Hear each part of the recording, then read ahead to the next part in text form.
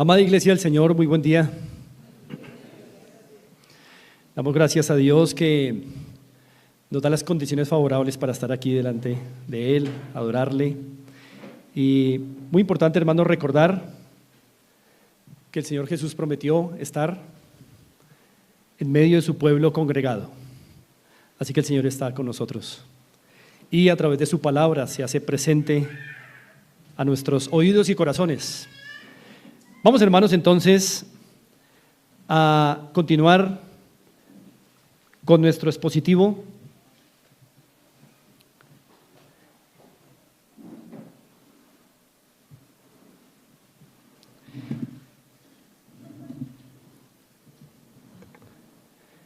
Y en la porción que nuestro querido hermano Javier nos compartió, que va de los versos 3 al 9,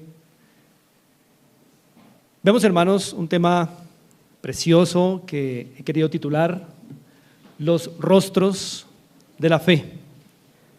Los rostros de la fe. Con esto, hermanos, estamos presuponiendo que la fe del cristiano tiene rostros.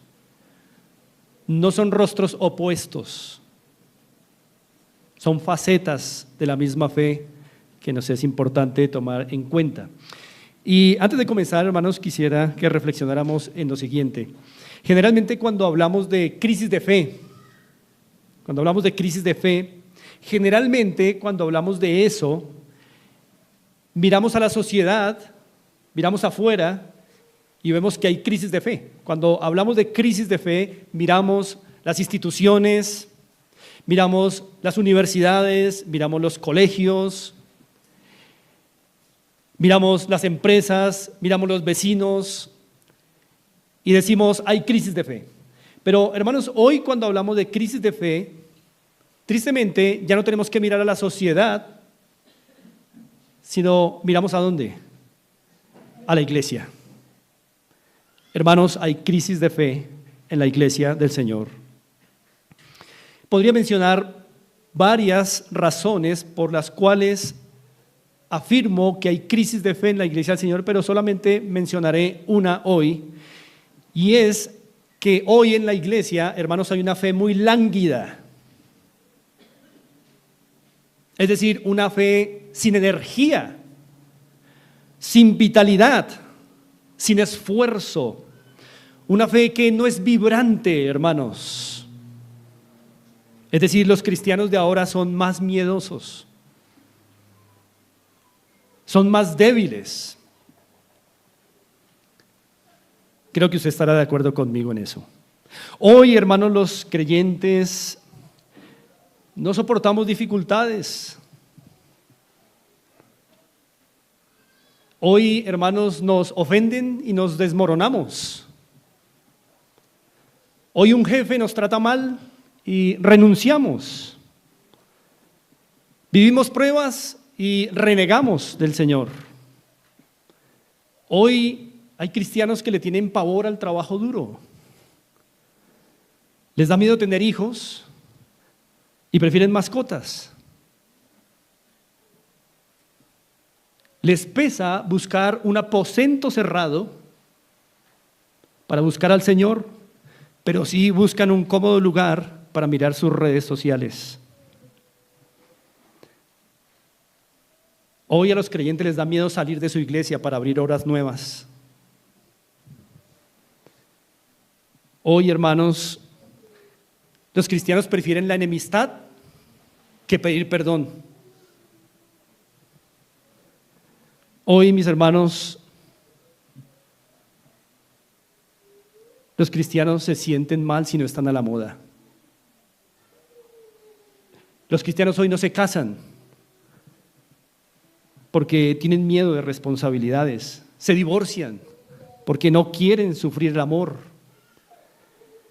Hoy los cristianos prefieren un consultorio en donde hallen a un psicólogo que un aposento cerrado donde hallen al Señor. Hoy los cristianos prefieren una camiseta que diga Jesús te ama en vez de hablar de Jesús a otros. Hermanos, hay miedo. Hoy los cristianos son más miedosos. ¿Dónde está la fe? ¿A dónde se fue ese cristianismo del que uno lee en el Nuevo Testamento de fe? Yo quisiera recordar, hermanos, a favor de ustedes, un relato del cristianismo de fe.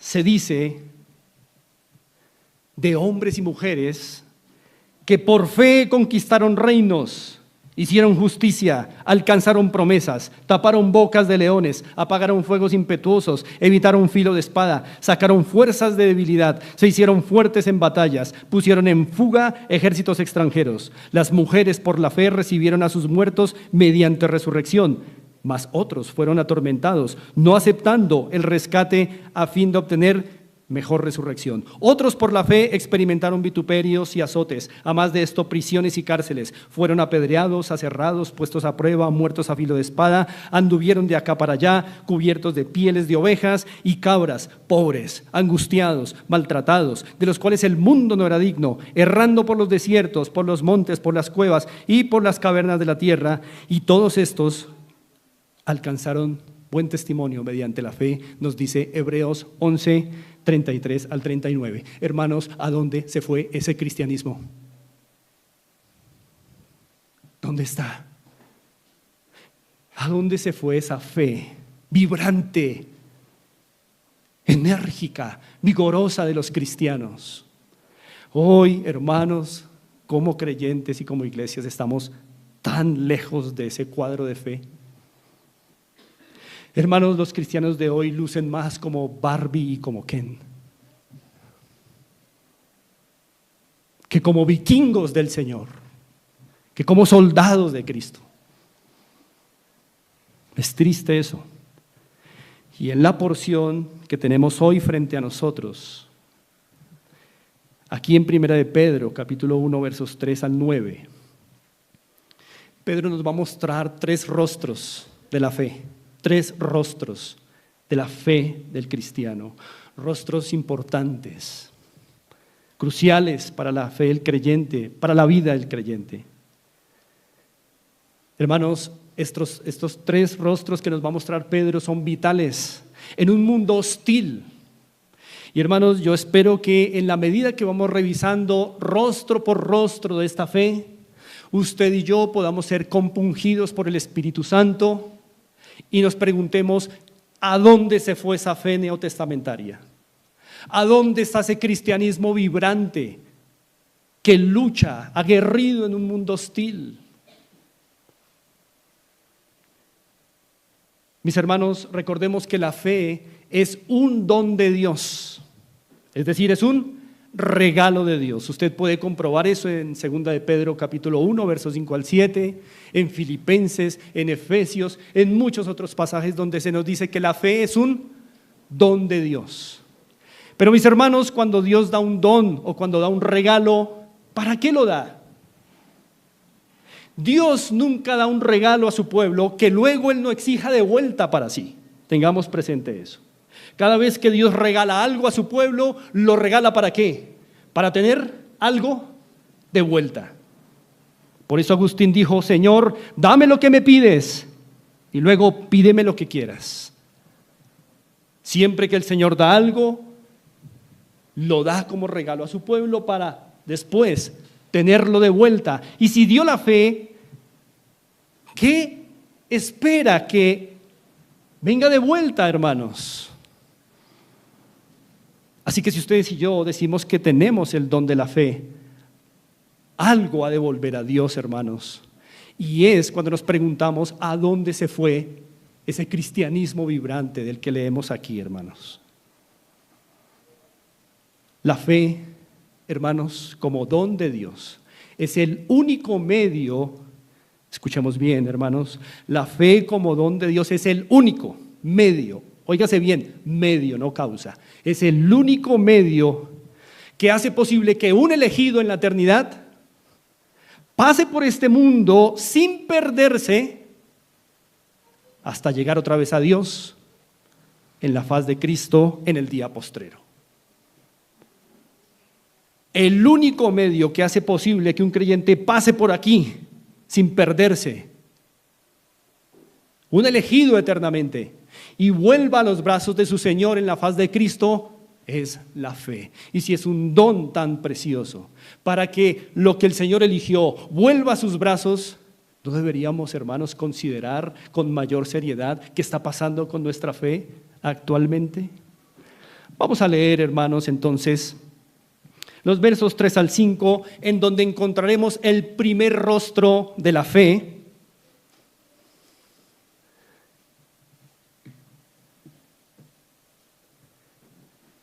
Lo leo a favor de ustedes.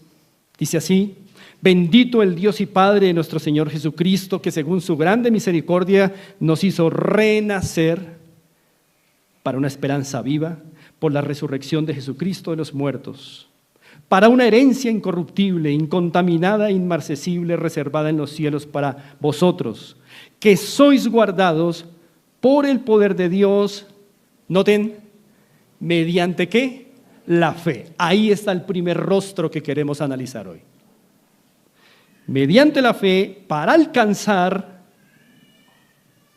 todo lo que uno quiere en esta vida, hermanos, para alcanzar la salvación que está preparada para ser manifestada, ¿cuándo?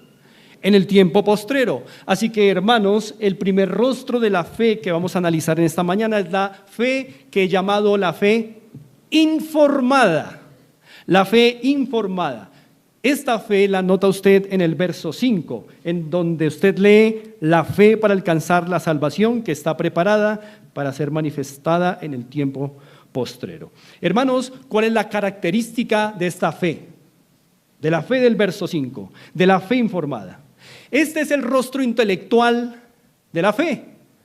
Hermanos, la fe de un creyente, la fe que es don de Dios para el creyente, tiene un rostro intelectual, tiene un rostro racional. La fe no es un suicidio intelectual.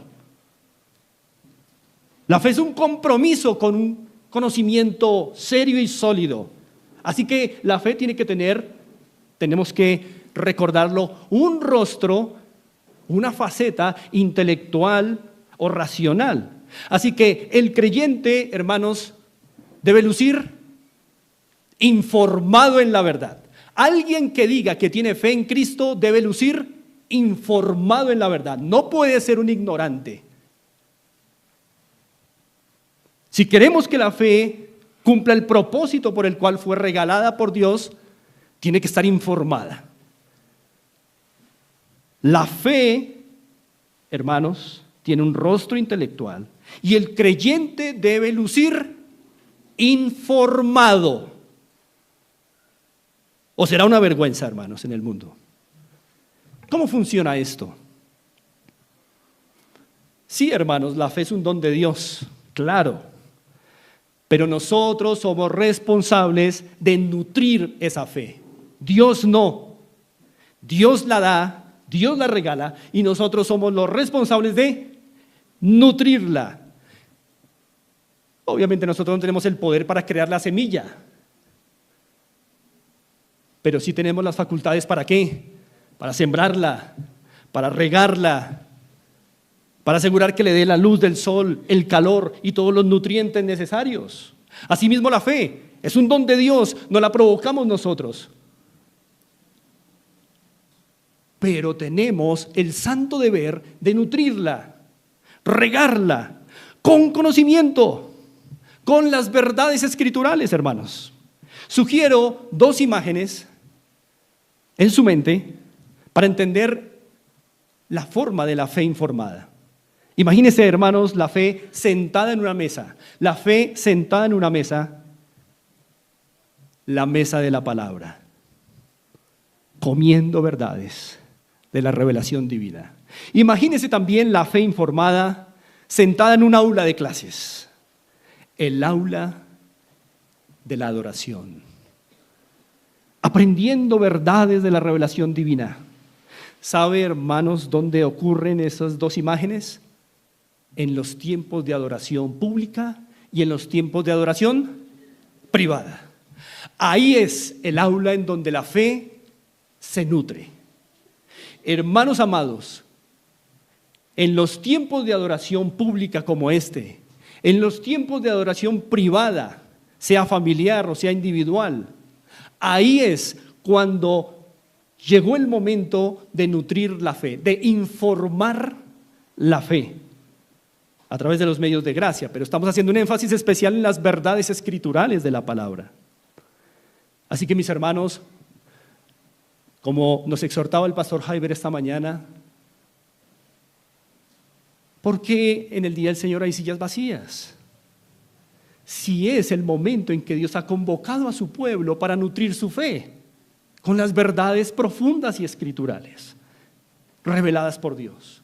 Mis amados hermanos, aunque la fe es un don de Dios, es su responsabilidad y es mi responsabilidad nutrirla, informarla con las verdades profundas de la palabra. Ahora, hermanos, según Pedro, estos hermanos expatriados en el Ponto, en Galacia, en Asia, en Bitinia, en Capadocia, ¿con qué verdades necesitaban nutrir su fe allá donde estaban sufriendo, allá donde estaban pasando mal? ¿Con qué verdades ellos debían nutrir su fe? Mis hermanos, una verdad Pedro les menciona, tal vez no será la única, pero una verdad Pedro ve necesaria para que estos hermanos nutran su fe, y es la verdad del nuevo nacimiento, la verdad de la regeneración. Por eso usted ve ahí en el verso 3, bendito el Dios y Padre de nuestro Señor Jesucristo, que según su grande misericordia nos hizo ¿qué? Renacer. Hermanos amados, en la mente de Pedro, por alguna razón, el nuevo nacimiento es una doctrina consoladora para sus lectores que están sufriendo allí en el Asia Menor. Por algo que acabamos de leer, hermanos. Porque un nacido de nuevo tiene un nuevo papá.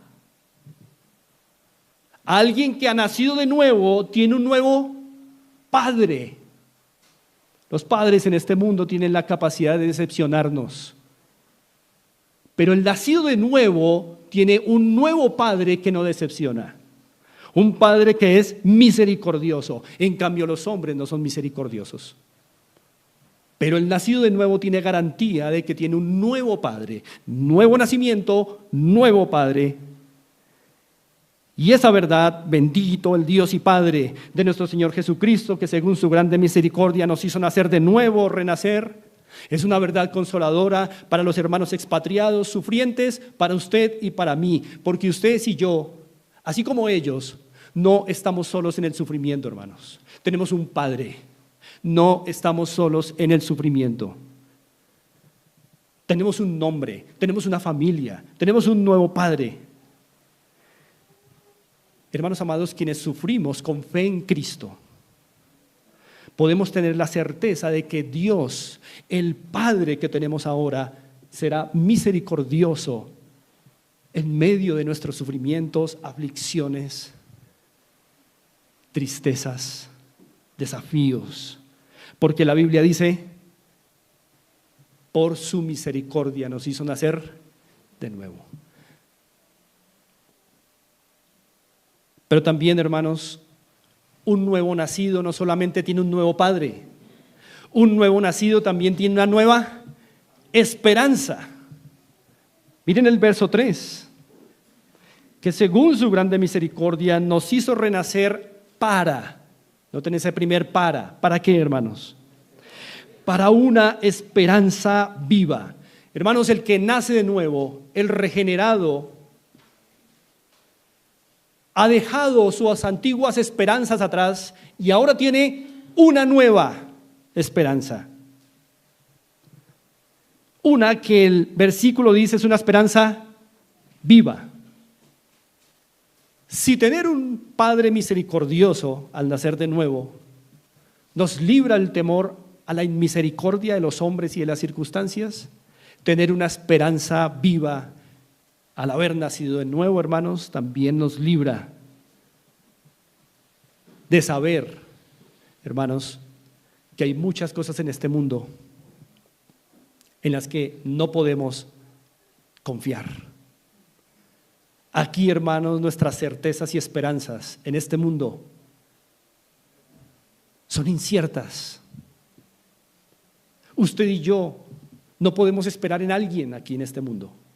Usted y yo no podemos esperar en nadie a nuestro lado, ni en el pastor, ni en el creyente, ni en el presidente, en nadie.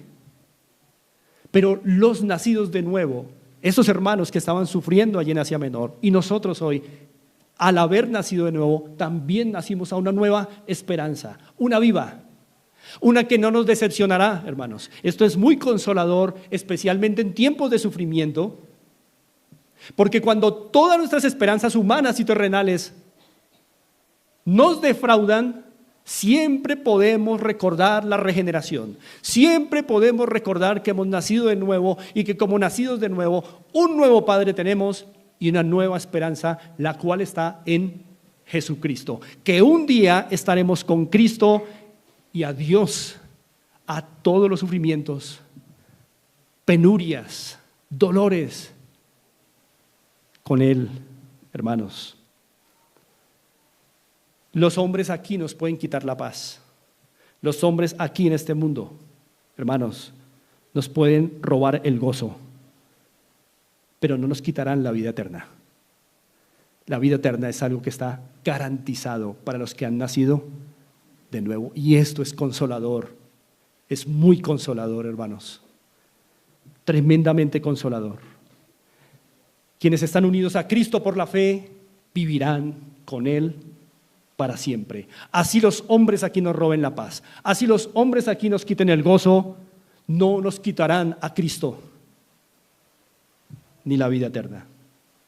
Pero también se dice en el verso 4 que un nacido de nuevo no solo tiene un nuevo padre, una nueva esperanza, sino tiene una nueva ¿qué?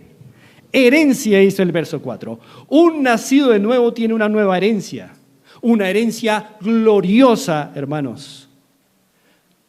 ¿Saben?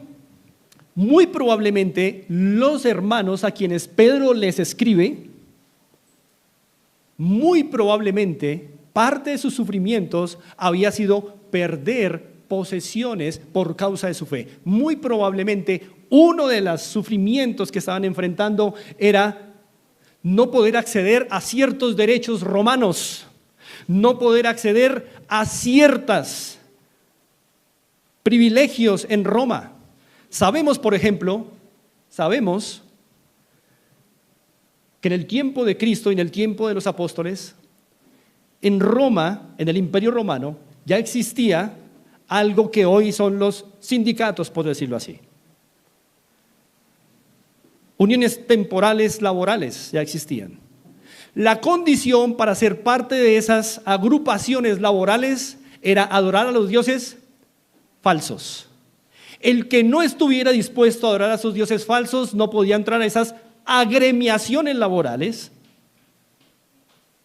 Y hermanos amados, sin estar en esos gremios, había pérdidas de privilegios. Algunas de ellas, perder el trabajo, hermanos. Pero cuando Pedro les recuerda que aunque pierdan su trabajo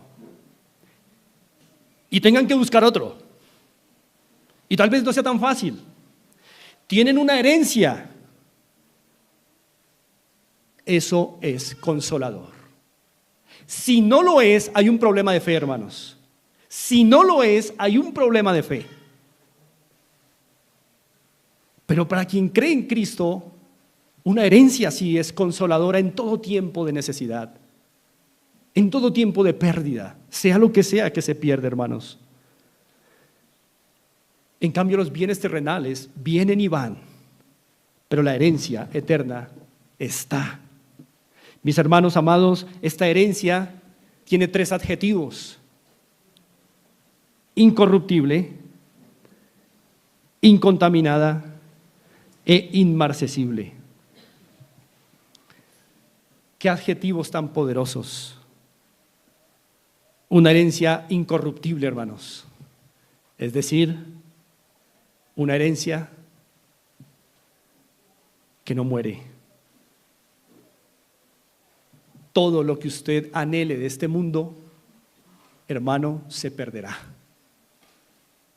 Se lo robarán, se dañará, pasará, pero no la herencia que un nacido de nuevo tiene. Se dice que también es incontaminada. Mis hermanos, esta es una herencia gloriosa. No es como lo que recibimos aquí. ¿Recibimos acaso en este mundo cosas que nos den felicidad para siempre, hermanos? Ni siquiera la herencia más grande en este mundo podría darnos una felicidad que dure más de 15 días, hermanos. Esta es una herencia incontaminada, pero también es inmarcesible. Su gloria jamás se marchitará. Todo lo que podamos recibir, lograr, buscar en este mundo, hermanos, pierde su luz, pierde su gloria, se vuelve horrible, se vuelve feo, se daña. Nada en este mundo permanece, pero la herencia del cristiano permanecerá para siempre. Yo entiendo, hermanos, que esta herencia se refiere al nuevo cuerpo glorificado, que será incorruptible, cuya gloria será inmarcesible y por supuesto sin pecado, incontaminado, que recibiremos los que hemos nacido de nuevo. Pero la gloria de ese cuerpo nuevo, ¿saben, hermanos, cuál es? La gloria es que será semejante al cuerpo de Cristo, a la gloria de Cristo. Esa es la gloria, el parecido con Cristo. Si no fuera parecido con Cristo, sería algo más como lo de aquí. Lo que le da gloria incorruptible, inmarcesible, incontaminada es que será semejante a la gloria del Hijo de Dios. Hermanos, Cristo es el todo. Cristo es nuestra esperanza, Cristo es nuestra herencia. Y esto, hermanos, resulta muy consolador para estos hermanos que están sufriendo. Y espero, hermanos, que para ustedes y para mí también. De lo contrario, hay un problema de fe. Así que la fe informada tiene un propósito. ¿Cuál es? Capacitar al que ha confiado en Cristo, hermanos. La fe informada, la fe nutrida con las verdades de la regeneración, con las verdades de la esperanza viva, con las verdades de la cristología, con las verdades de la herencia. Capacitar, hermanos, al que ha confiado en Cristo a encarar con sabiduría. Por eso informada, con sabiduría divina, su paso por este mundo hostil, con su mente puesta en el futuro glorioso. Hermanos, la fe informada es muy importante porque nos capacita, así como capacitó a los hermanos de Asia Menor, a pasar por este mundo hostil y responder sabiamente a los desafíos de la vida sin quitar sus ojos de el día postrero, sin quitar sus ojos de Cristo en el día postrero. Y mis hermanos, si no estudiamos Escritura, ¿cómo pretendemos tener una fe informada? ¿Con qué vamos a enfrentar los desafíos del día a día? ¿Cómo vamos a pasar por en medio de este mundo hostil respondiendo con sabiduría si lo único que tenemos de la Escritura son los salmos y los proverbios? Hermanos, ya fue suficiente de tener devocionales solo con salmos y proverbios. Hay que también hacer devocionales con Colosenses, con Apocalipsis, con Efesios, con todo el consejo de Dios. Porque ¿cómo vamos a informar la fe para los retos de la vida? Si no es con doctrina profunda, hermanos. Para eso proveemos escuela dominical. Para eso proveemos, hermanos, buen alimento desde estos púlpitos para que nuestra fe esté informada y podamos pasar por este mundo hostil y responder con sabiduría a todos los desafíos, hermanos, que de seguro nos vamos a encontrar en la vida, con los ojos puestos en el futuro glorioso, en el día postrero. Una advertencia, hermanos, aquí. La palabra fe y la palabra fiel, la palabra fe y la palabra fiel proceden de la misma raíz griega. Tener fe en un sentido es ser fiel. No hay nada que desangre más la fe de un cristiano que la infidelidad, hermanos. Por favor, tómense en esta advertencia con seriedad. Fe y fiel es lo mismo en su raíz. Y no hay nada que desangre más la fe de un cristiano que la infidelidad. Cuando el cristiano intima con otro que no es su Señor. Cuando intima con otro que no es su Señor. La infidelidad en el corazón del cristiano es tan peligrosa para la vida de fe cuando el cristiano intima con una música que le da más alegría que la que le puede dar Cristo en sus páginas, cuando el cristiano intima más con personas que le dan más alegría que lo que puede dar Cristo en sus páginas, cuando el cristiano intima más con un programa de televisión, con una red social, con un celular, que lo que podría intimar con el Cristo de estas páginas. Mis hermanos, la infidelidad es destructiva para la fe. Por eso fe y fiel son sinónimos.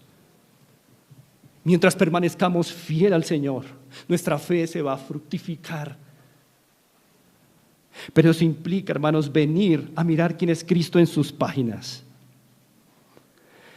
Mis hermanos, los creyentes del Asia Menor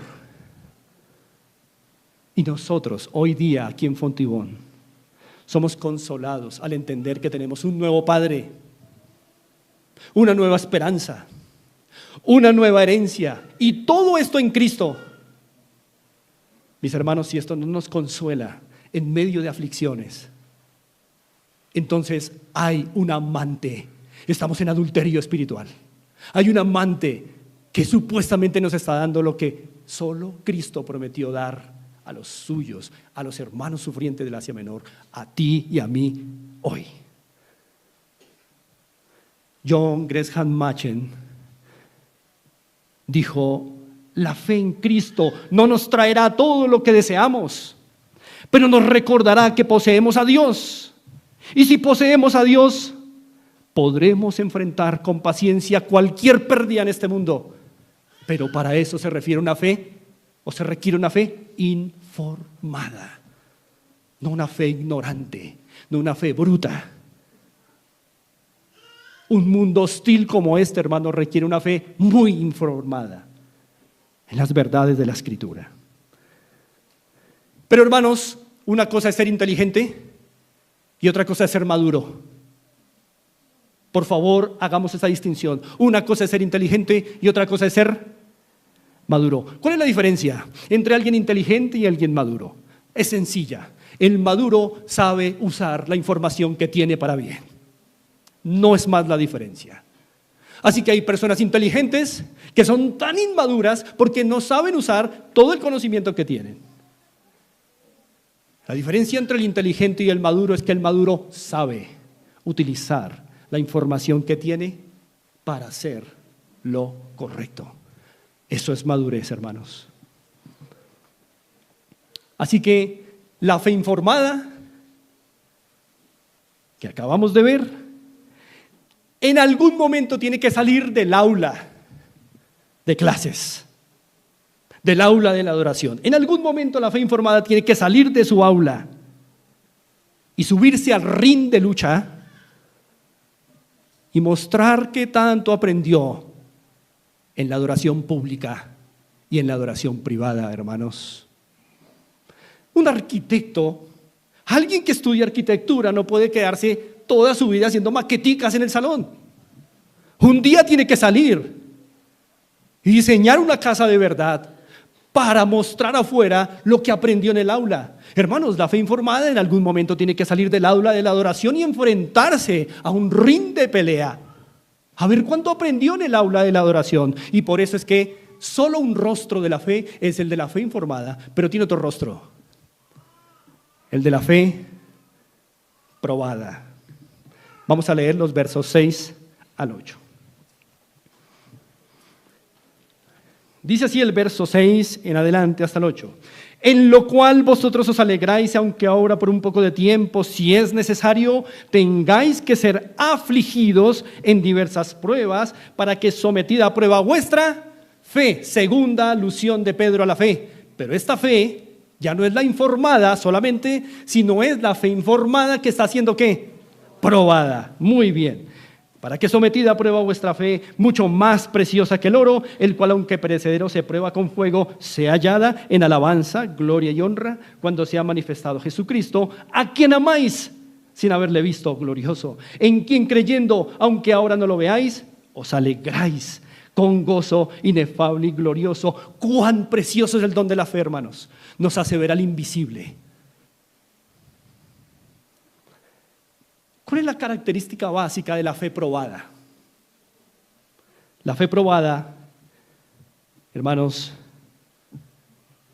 es el rostro experiencial. Si la fe informada es el rostro intelectual de la fe probada es el rostro experiencial.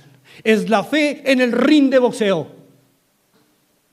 Es la fe en la dificultad, en la prueba, en la lucha y en la tentación. Ahí, hermanos, la fe muestra cuán informada está. Ahí. Así que el creyente no solamente debe lucir informado, sino que el creyente también debe lucir aprobado. ¿Cómo luce alguien aprobado, hermanos? ¿Han pensado en eso? ¿Cómo luce alguien aprobado? Alguien aprobado luce así, golpeado, pero vivo. Sobreviviente de una batalla. Así luce alguien aprobado, con un ojo morado, pero sin renegar de Cristo, con una pierna quebrada, sin pecar. Así luce un creyente aprobado, golpeado por las circunstancias, abrumado por las cosas, pero no rendido ni caído en pecado, hermanos. Por eso la fe no puede ser solamente intelectual o informada. La fe también tiene que ser probada. Y nosotros, hermanos, decidimos los momentos de nutrir nuestra fe. Aquí en esta iglesia decimos que, ¿cuándo nos vemos para la escuela dominical? ¿A qué horas? A las 9. Eso hemos determinado todos. Nosotros decidimos cuándo nutrir nuestra fe. Domingos a las 9 de la mañana, y a partir de ahí, y a veces en los tiempos matutinos, vespertinos, nutrimos nuestra fe. Entre semana, ¿quién decide los momentos para nutrir la fe? Nosotros. Mañana, tarde, noche, etc. Pero, ¿quién decide probar nuestra fe? Usted y yo no lo podemos decidir. Dios decide los momentos en que probará nuestra fe. No lo puede decir usted, no lo puedo decir yo, aunque nutrir la fe si es algo que está en nuestras capacidades y facultades, no cuándo será probada esta fe.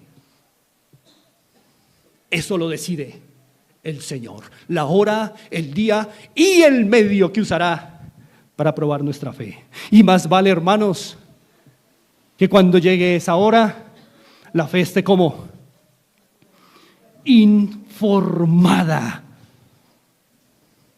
para no salir a hacer la vergüenza en el ring de la santidad, hermanos.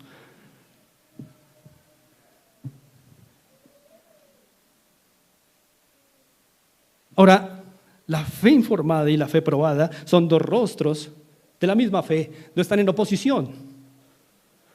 El verso 6, mírenlo nuevamente, nos revela que la vida cristiana en este mundo consiste en una dualidad. ¿Lo notaron?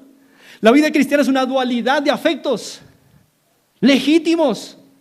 El cristiano es el único ser en el mundo que puede estar afligido y alegre a la vez. El cristianismo es el único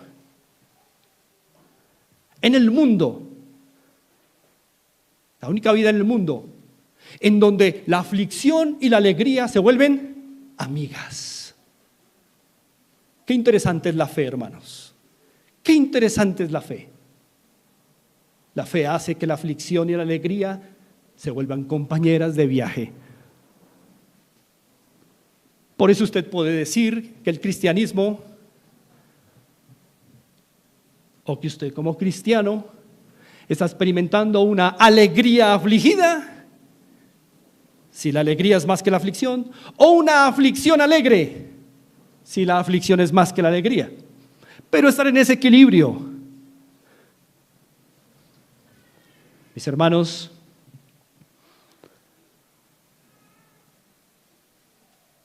la alegría y la aflicción en la vida cristiana no son opuestas, van juntas, acompañan al cristiano en su caminar. Por eso, hermanos, por eso, Piensen en esto. Cuando una persona no sabe nadar y se está ahogando, generalmente se espera que llegue otra que sí sabe nadar y que va a ayudar al que se está ahogando, ¿verdad? ¿Cuál es la reacción instintiva del que se está ahogando cuando alguien lo agarra para salvarlo? Hundir al que lo está ayudando para salvarse él. Pero el que lo está salvando, ¿qué tiene que decirle? ¡Quédese quieto! Y así lo voy a poder salvar. Así son la alegría y la aflicción en la vida de un cristiano. A veces la aflicción quiere ahogar la alegría, ¿no? La alegría viene a salvar la aflicción, la alegría de la esperanza, la alegría de Cristo, la alegría del nuevo nacimiento, quiere salvar la aflicción. ¿Y la aflicción qué hace? Intenta ahogar la alegría. ¿Y la alegría qué tiene que decirle? ¡Cálmate! Aflicción, cálmate. No superes tus niveles, estoy para ayudarte. Pero a veces también la alegría intenta matar la aflicción en nuestra vida. A veces la aflicción es buena en tiempos de mucha alegría. Y la alegría quiere matar toda la aflicción que hay por nuestro pecado. ¿Y qué tiene que hacer la aflicción con la alegría? Cálmate, cálmate, que también hay razones para entristecerte. ¿Notan entonces cómo la aflicción y la alegría en la vida cristiana van juntas y son adecuadas? Imagínense el cristiano buscando solo un polo en su vida, o solo alegría. Nos olvidaríamos de Dios, hermanos. O solo aflicción, renegaríamos del Señor. Por eso el Salmo 2:11 dice, alegraos con temblor. Esa es la vida del cristiano, se alegra pero con temblor. Son dos afectos que van juntos. Hermanos, para la fe, las pruebas son muy necesarias. No quisiéramos decir esto. Quisiéramos que hubiera otro método. Pero el Señor nos conoce tan bien que sabe que las pruebas son necesarias para nuestra fe, hermanos. Son necesarias porque usted ve en el verso 6, así, en lo cual vosotros os alegráis, es decir, por la regeneración, por la esperanza en Cristo, aunque ahora por un poco de tiempo, si es necesario. ¿Notan? Lo que quiere decir que las pruebas y las dificultades en la vida de un cristiano son necesarias, porque ahí dice, si es necesario, tengáis que ser afligidos de diversas pruebas. Ahora, hermanos, esto no significa, no lo vaya usted a malinterpretar, ese si es necesario no significa que a veces en el pueblo de Dios es necesario que unos sufran y que otros no. No es algo así como que el Señor diga, los de estas dos naves es necesario que sufran, los de estas dos naves pasen bien. Lo que significa si es necesario es que cada creyente sí o sí sufrirá, sí o sí, pero de maneras diferentes. Si es necesario, de acuerdo a la necesidad de cada uno. Todo cristiano, toda persona que tenga una fe real, un don de Dios en su vida, que es la fe real y verdadera, sufrirá. Tarde o temprano será aprobado. Tarde o temprano será aprobado. Pero no todos seremos probados de la misma manera, sino cada uno según la necesidad. Por eso, hermanos, es tan injusto y tan inútil compararnos con otros. Ay, pero es que todo lo malo siempre es para mí, en cambio el otro hermano, muy bien. No, Dios tiene tratos con cada uno en su momento, en su día, en su hora perfecta. Así que, hermanos, las pruebas que el creyente enfrenta en su vida no son, hermanos, por error. Lo que cada quien sufre no lo está sufriendo por un error, por una falta de cálculo en su vida. Ojo, si es necesario, implica que el Señor sabe exactamente que Él le servirá a cada uno para probar su fe. Y mis hermanos, por eso es que la fe es tan valiosa. Si no fuera valiosa, no sería probada, hermanos. Si la fe no fuera valiosa, no sería probada. Es por el valor que tiene la fe que tiene que ser probada. Porque si no es probada, la fe nunca va a explotar todo su resplandor. Y la fe, al no explotar todo su resplandor, no nos va a dar las transacciones gigantescas que puede darnos. Por eso Pedro la compara con el oro. Y eso es instructivo y didáctico para nosotros, para entender el valor de la fe. ¿Por qué? Ustedes saben, hermanos, que el oro tiene un valor asignado por el hombre desde siglos antiguos. El hombre le ha asignado al oro como una piedra, un metal precioso, le ha asignado un valor. De hecho, ha sido la base de la economía mundial. Antes usted veía en sus billetes que aparecía 2,000 pesos, ¿qué? Oro. Pero hermanos, el valor del oro puede verse afectado por la escoria. El valor del oro se puede ver afectado por la escoria. Entonces, ¿qué hacía un orfebre? Tomaba el crisol, ponía el oro allí, a altas temperaturas de fuego, derretía ese oro hasta que estuviese totalmente líquido. Y el mismo calor intenso que hace con la escoria, lo manda a la superficie. ¿Y qué va haciendo el orfebre? Lo va quitando, hasta que quede una capa nítida de oro líquido, hermoso y precioso. Y entonces ese oro está listo para salir al mercado y lograr grandes, ¿qué? Transacciones. Pues hermanos, la fe no es igual al oro, pero nos ayuda didácticamente a comparar lo que está pasando con la fe. Es mucho más que el oro. Porque ¿quién le asignó el valor a la fe? Dios, no el hombre. Dios sabe para qué sirve la fe en un creyente. Para, lo dije al principio, hacer que el elegido de Dios pase por este mundo sin perderse y llegue otra vez a Dios en la faz de Jesucristo en el día postrero. Así que hermanos, en todo caso la fe informada puede verse afectada por la escoria también. ¿Cuál es la escoria? Básicamente es el pecado, hermanos. Básicamente es el pecado. Nuestro pecado, hermanos, nuestro pecado afecta nuestra fe en el Señor Jesucristo. Afecta nuestra esperanza en la vida venidera. Afecta nuestra esperanza en el Cristo glorioso del día postrero. Afecta nuestra esperanza en la herencia incorruptible, incontaminada, inmarcesible que está reservada en los cielos para nosotros. Porque nuestro pecado nos presenta nuevas esperanzas, ¿verdad? Nuevas promesas de satisfacción. Es escoria para la fe, hermanos. ¿Y qué hace el Señor? Que sabe que siempre el pecado será un problema en nosotros, aunque de manera remanente.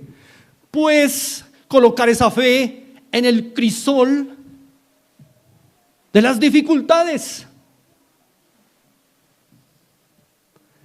Si usted va al capítulo 4 de Primera de Pedro, Pedro dice: no os sorprendáis del fuego de prueba. ¿Cómo llaman las pruebas? Fuego. Entonces Dios coloca la fe de su Hijo y la mete en su crisol. ¿Y ese crisol, cuál es ese crisol? Es el que usted y yo necesitamos. Y ese fuego es el que usted y yo necesitamos. Esa temperatura es la que usted y yo necesitamos. El Señor sabe cuál es esa temperatura. Esa temperatura que le va a doler a usted, ¿dónde? En las fibras más profundas de su corazón, y usted se va a ver verdaderamente entre las cuerdas. Pero hermanos, solo así va a poder salir la escoria. El fuego de las pruebas expone el pecado que hay en nosotros. Eso es lo que hacen las pruebas, exponer nuestro pecado para que lo veamos y digamos: no sabía que era tan envidioso, no sabía que era tan lujurioso, no sabía que era tan ladrón, tan mentiroso y tan hipócrita. Eso hacen las pruebas, exponen la escoria para que expuesta que hagamos, hermanos, como un buen orfebre. Tengo que renunciar a esto. Mi fe está perdiendo su valor. Mis hermanos,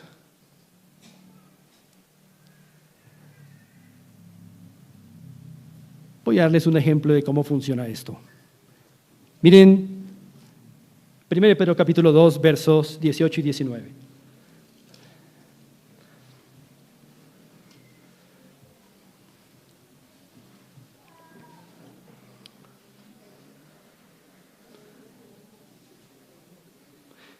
Primero de Pedro 2, 18 dice así: criados, estad sujetos con todo respeto a vuestros amos, no solamente a los buenos y afables, sino también a quienes, a los difíciles de soportar. Un pequeño ejemplo muy sencillo de Pedro. Cuando un trabajador da con un amo difícil de soportar, a la luz de esto es una prueba. Y hay quienes necesitan ese tipo de jefes. Hay cristianos que necesitan ese tipo de jefes. Porque ¿qué sale a relucir cuando dan con un jefe así? Un creyente puede decir: no sabía, Señor, que tenía estos instintos asesinos tan profundos en mi corazón, ¿verdad? Hay muchas cosas que en una prueba pueden salir a flote. Mucha escoria. Y Pedro no dice: criados, si dan con un jefe así, renuncien y busquen un mejor trabajo. Esto es difícil, es una prueba. Hay que superarla, es el ring de la santidad. Dice: qué bueno que den con esos jefes, porque el 19 dice: esto merece aprobación. Entonces, casi que me imagino a Pedro allí, diciéndole a los criados que sufren: qué bueno que sufras, sigue en ese trabajo, es el que necesitas, no renuncies.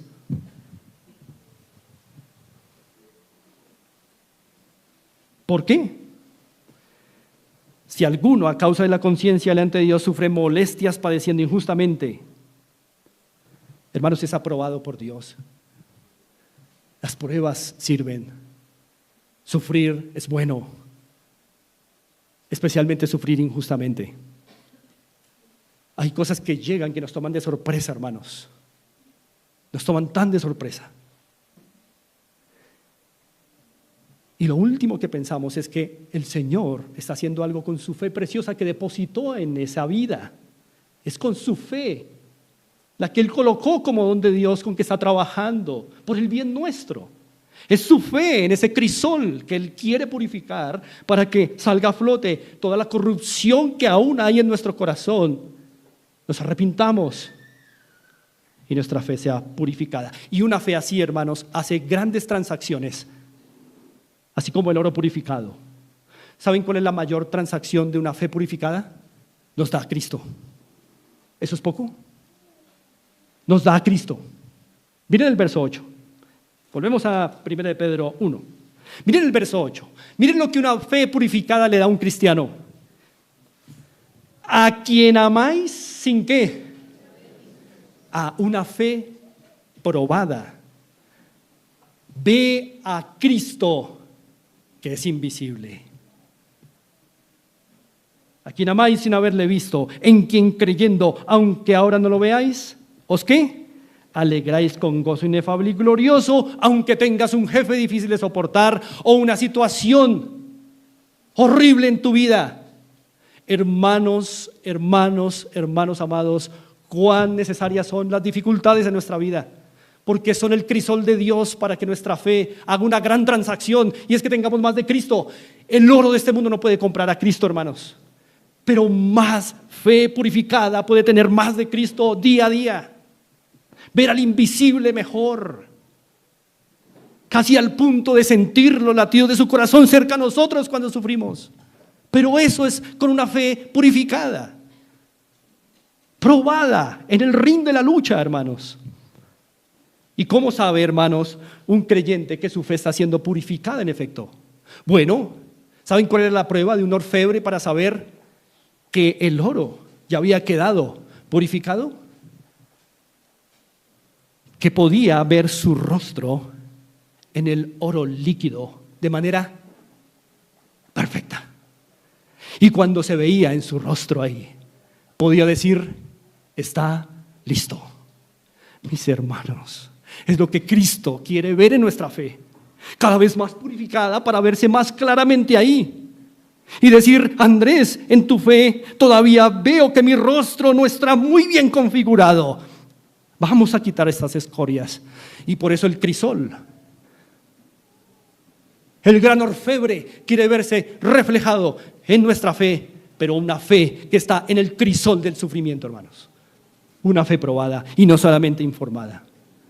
Por eso ustedes leen al final del verso 7: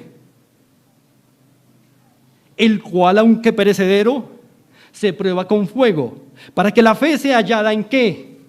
Alabanza, gloria y honra cuando sea manifestado Jesucristo. Que cuando Cristo aparezca pueda verse en la fe de Eduardo y pueda decir: Eduardo, me veo perfectamente en tu fe. Muy bien. Es esa la cosa que el Señor diría hoy de nuestra fe, hermanos. ¿Se podría ver el Señor Jesús reflejado nítidamente en una fe así?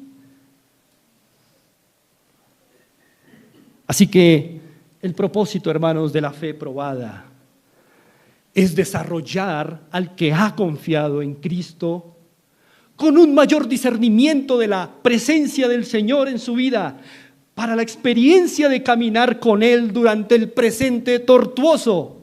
Miren la diferencia. La fe informada nos muestra el futuro glorioso, pero la fe probada nos hace caminar con Cristo en el presente tortuoso.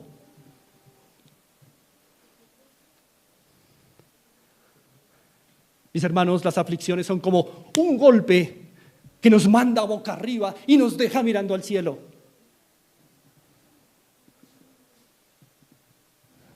Las pruebas, hermanos, son como un ring de pelea. Que adivinen quién preparó: Dios. Y allí adivine a quién va a colocar: aquellos en donde Él colocó su fe. Los pone en el ring de la lucha. Sabe qué enemigo perfecto va a colocar, sabe qué dificultad, sabe qué prueba va a dar guerra y pelea, porque no para todos es la misma.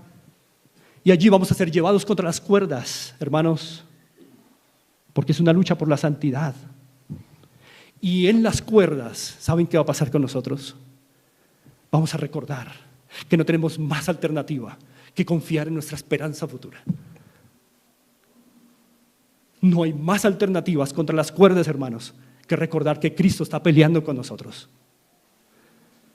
Y entonces golpearemos nuestro pecado. Y entonces venceremos, aunque salgamos espelucados, toteados, ensangrentados, pero venciendo el pecado, hermanos, y creciendo en experiencia de caminar con Cristo por la fe. Eso necesitaban aprender los expatriados de la dispersión, hermanos. Eso necesita la iglesia de Fontibón. Ya basta de parecer Barbie y Ken.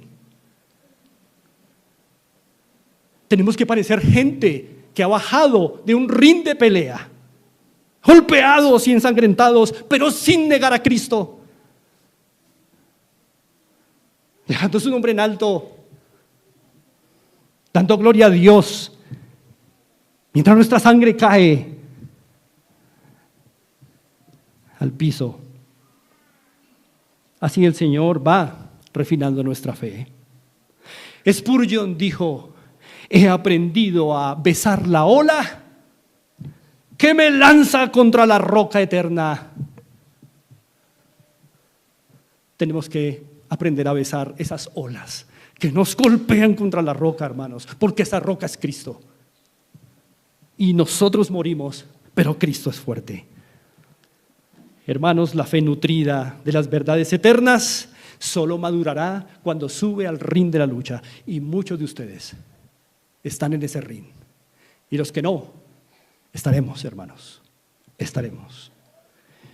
Por último, ¿qué sería de la vida si solo fuera pruebas? Si todo el tiempo fuera pruebas y dificultades. Hermanos, las pruebas tienen un fin, las dificultades tienen un fin, gloria a Dios. Por eso, hay un tercer y último rostro de la fe, y es la fe realizada. Realizada. Las pruebas se acabarán un día. Leamos el verso 9, hermanos. Obteniendo el fin de vuestra ¿qué? Fe. Ahí aparece la tercera alusión de Pedro a la fe, su tercer rostro, y es la fe ¿qué? Realizada, completada. Obteniendo el fin de vuestra fe, que es la salvación de vuestras almas. Hermanos amados, este es el rostro ¿qué? Glorioso de nuestra fe. Tiene un rostro intelectual, tiene un rostro experiencial, pero la fe también tiene un rostro glorioso, lo tendrá. Así que la fe hoy tiene una función eterna o temporal, pregunto. ¿Tiene una función eterna o temporal? Hoy, por supuesto, hoy. Ustedes ven el verso 9, obteniendo el fin de vuestra fe. O sea que la fe tiene una función eterna o temporal. Temporal. No estará por siempre, hermanos. La fe nos hace ver al invisible, pero cuando el invisible se haga visible, ¿se requiere más la fe? No, la fe cumple su propósito, ¿verdad? Así que, hermanos, llegará un tiempo en que la fe cumpla su propósito. Ya no más maná, ya no más porciones pequeñas de Cristo, ahora el banquete entero, Cristo entero, hermanos. Es el objetivo final de la fe, llevar a un elegido de Dios pasando por este mundo sin que se pierda, hasta llevarlo a los brazos del Señor. Esa es la fe realizada. La fe realizada es como un padre de familia que entrega a su hija el día de las bodas. Así es la fe realizada. Es la fe que, como un padre que entrega a su hija en el día de las bodas, sabe que está llegando ¿a qué? A su fin. Y entrega a su hija, que es el creyente. ¿Y se lo entrega a quién? Al esposo, a Cristo. ¿Y qué hace ese padre? Te entrego. Ahora tienes un nuevo cuidador. Ahora tienes un nuevo protector eterno. La fe es ese padre que entregará a la esposa de Cristo a Cristo. Y cuando eso pase, ¿qué va a hacer la fe? Se volverá insuficiente. Cuando el invisible se haga visible, la fe cumplió su cometido y su propósito. Y la salvación de nuestras almas, como dice el verso 9, ¿quién es, hermanos? Es Jesucristo. A Él deseamos. Por eso, el propósito, hermanos, de la fe realizada es llevar finalmente, como dice ahí, al que ha confiado en Cristo a obtener plenamente aquello por lo cual su fe tuvo que ser informada y por lo cual su fe tuvo que ser probada, sufrida. Es decir, llevarlo a Cristo. Hermanos, concluyo. Yo me pregunto, en la eternidad, ¿cuántos de los que estamos hoy estaremos todavía juntos en la eternidad? Yo me pregunto, ¿cuántos en la eternidad con Cristo nos veremos? De los que estamos hoy aquí, por la eternidad. Tendremos que preguntarnos, oye, ¿qué pasó con el hermano tal? ¿Será que en la eternidad tendríamos que preguntarnos, ¿y la hermana tal? ¿O será que tendrán que preguntarse, ¿y el pastor Andrés? Hermanos, por eso es tan importante hoy, verificar si la fe que tenemos en verdad es la fe que es un don de Dios. Usted lo sabe si la está informando. Usted la sabe cómo está resultando de las pruebas y tentaciones, cómo está saliendo de ese ring de pelea. Usted sabe si es una fe de Dios. Pero si, mis hermanos, si ustedes no pueden ver el rostro de una fe informada en su vida y el rostro de una fe probada y aprobada en su vida, nunca verá una fe realizada. Por favor, téngalo presente. Si usted es probado y siempre sigue en los mismos pecados, en las mismas luchas y va de mal en peor, es muy probable que su fe no está siendo probada. Es muy probable que no está siendo probado. Es muy probable que el Señor le considere no un hijo, pero a sus hijos el Señor los prueba. Y donde Él depositó su fe, logrará victorias. Hermanos, que veamos una fe realizada a través de una fe informada y a través de una fe probada en el día de hoy. Oremos.